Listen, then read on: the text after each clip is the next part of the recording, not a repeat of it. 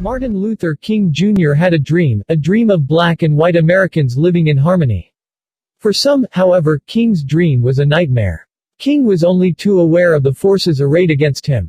On 3 April 1968, while visiting Memphis to mediate in a strike, King told the euphoric congregation of the Mason Temple, "It really doesn't matter what happens now." Some began to talk about the threats that were out, what would happen to me from some of our sick white brothers. Like anybody, I would like to live a long life. Longevity has its place, but I'm not concerned about that now. I just want to do God's will. And He's allowed me to go up to the mountain. And I've looked over, and I've seen the promised land.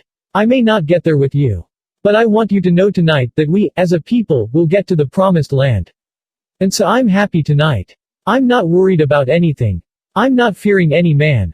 My eyes have seen the glory of the coming of the Lord. The next day at 6:01 p.m., as he lounged on the balcony of the Lorraine Motel in Memphis, King was fatally shot. Colleagues inside the motel room from King's civil rights organization, the Southern Christian Leadership Conference, on hearing shots ran out onto the balcony to find him severely wounded in the neck. The world's youngest recipient of the Nobel Peace Prize was pronounced dead at St. Joseph's Hospital at 7:05 p.m. The murder led to riots in more than 60 American cities. The shot which killed King was quickly traced to a flophouse opposite the motel, where police discovered a sniper's area, complete with binoculars and rifle with telescopic sights. The fingerprints of one James Earl Ray were found on the rifle and other equipment. 2 months later, after a massive manhunt, Ray was captured at London's Heathrow Airport while trying to leave Britain on a false Canadian passport in the name of Ramon George Sneyd. Ray was quickly extradited to Tennessee, where on 10 March 1969 he confessed to the assassination of King and was sentenced to a 99-year prison term. Only days after his conviction, Ray began protesting his innocence, saying he had made a guilty plea on the advice of his attorney, Percy Foreman, to avoid a trial conviction and the possibility of execution.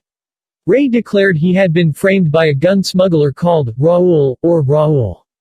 Ray was not alone in protesting his innocence. For many observers, aspects of the King assassination simply didn't stack up. Ray was a two-bit petty criminal who somehow had found the financial wherewithal to fund an elaborate escape, complete with false passport, to Britain, whence he was intending to fly to South Africa. It beggared belief, too, that he could be so incompetent as to drop his private papers fleeing from the sniper den, not to mention leave his fingerprints behind. Ray was not a trained sniper, yet King's assailant pulled off a flawless single-shot kill. The drunk who supposedly identified Ray in the flophouse just after the shooting, Charles Stevens, repudiated his own identification when sober and shown a picture of Ray on camera in a CBS special report.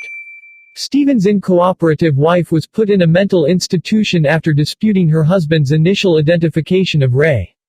The bullet from King's body was never matched to the gun, despite a retesting of the rifle in 1997.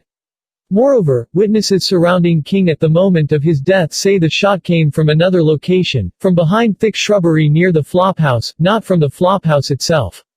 In 1977, Ray testified to the House Select Committee on Assassinations that he did not shoot Martin Luther King Jr.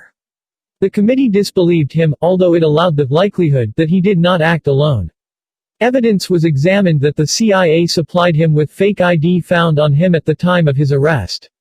One alias belonged to a Canadian called Gate, who was known to be a trained rifleman. The CIA was not the only party under suspicion for assisting the MLK assassination. In 1993, Lloyd Jowers, the owner of the grill opposite the Lorraine Motel, informed ABC television that he had hosted meetings between the Memphis police, the mob and government agents at which King's killing had been planned. Ray's lawyer, William Pepper, in his book Orders to Kill, 1995, pointed the finger of suspicion at the U.S. 20th Special Forces Group. In another twist of the plot, an FBI agent called Donald Wilson announced in 1998 that he had seen papers in Ray's Mustang car with Raoul and FBI phone numbers written on them.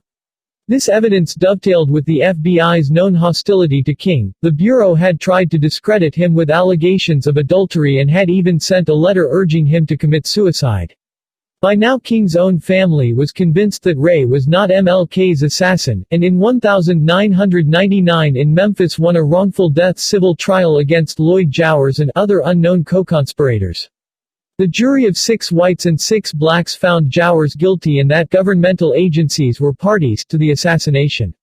Such was the cascade of allegations against government agencies that Attorney General Jeanette Reno felt obliged to order a probe by the Department of Justice. This concluded in 2000. After original investigation and analysis of the historical record, we have concluded that neither the Jowers nor the Wilson allegations are substantiated or credible. We likewise have determined that the allegations relating to Raoul's participation in the assassination, which originated with James Earl Ray, have no merit.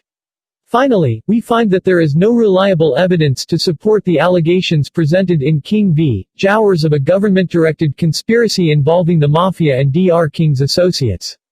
Accordingly, no further investigation is warranted. MLK, like JFK and RFK, was killed by a lone nut. America in the 1960s, it seems, was full of lone nuts who somehow managed to pull off the assassinations of great men. Or maybe not. In 2004 Reverend Jesse Jackson, who was with King at the time of his murder, noted, "I will never believe that James Earl Ray had the motive, the money and the mobility to have done it himself. Our government was very involved in setting the stage for, and I think the escape route for, James Earl Ray." Jackson voiced the beliefs of millions.